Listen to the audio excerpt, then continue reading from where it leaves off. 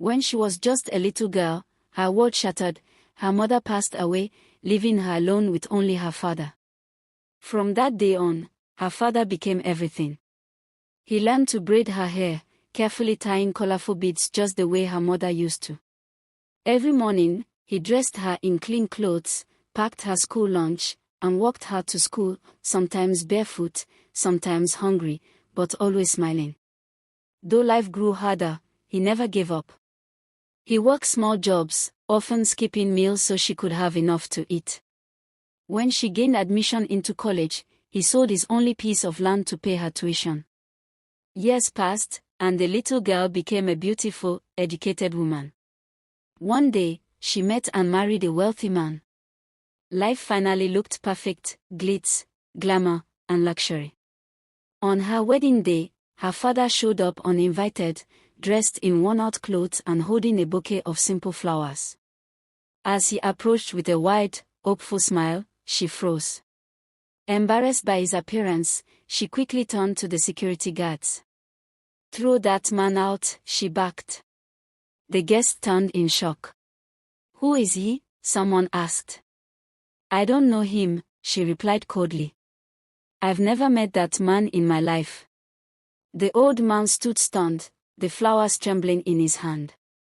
His eyes, once full of love, now filled with tears. With heavy steps, he walked away, heartbroken. A year later, life turned against her. She was overjoyed to find out she was pregnant, her first child. But when she shared the news with her husband, everything changed.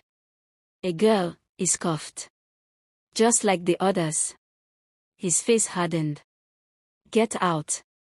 This was his fourth wife, all had given him daughters. And he wanted a son. Within moments, she was on the streets, alone, pregnant, and unwanted. Doors that once opened at her knock stayed shut. No job would accept her. She begged, but people looked away. One night, starving and cold, with no place to go and no one left to turn to, she remembered the man she had once rejected, her father.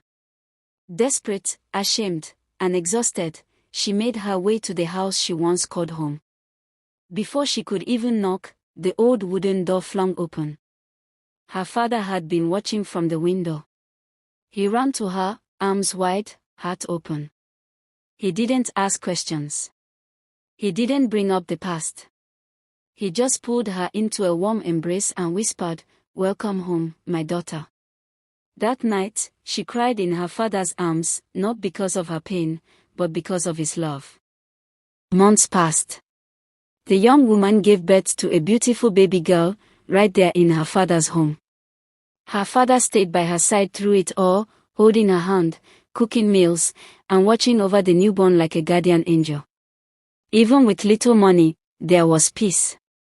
There was love. One day, while the baby slept in a small crib, her father walked in quietly and sat beside her. "My daughter," he said gently, "this child is a blessing, not a mistake. Don't ever think less of her because of how she came." Tears filled her eyes as she nodded. She was healing, slowly, inside and out. Then, one rainy evening, a knock came at the door. When she opened it, her heart stopped. There stood her husband, soaked, shivering, and looking nothing like the proud man who once sent her away. "I've looked everywhere for you," he said, falling to his knees. "I was wrong." He began to cry. "I lost everything chasing what didn't matter. My business crashed. My friends left. And in my lowest moment, I realized I threw away the only person who truly loved me." He turned to her father. "Sir, I'm so sorry. I treated you with shame when all you gave was love. Please forgive me. I want to make things right." Her father looked at him for a long moment. Then he walked over and helped him up. "I forgave you the day you hurt her," he said. "But it's not my forgiveness you need most." The young man turned to his wife. She didn't speak. Instead, she walked into the room and came back with the baby in her arms. "She's your daughter," she said quietly. She has your eyes. The man wept again, but this time, with joy. He held the baby gently, afraid she might disappear.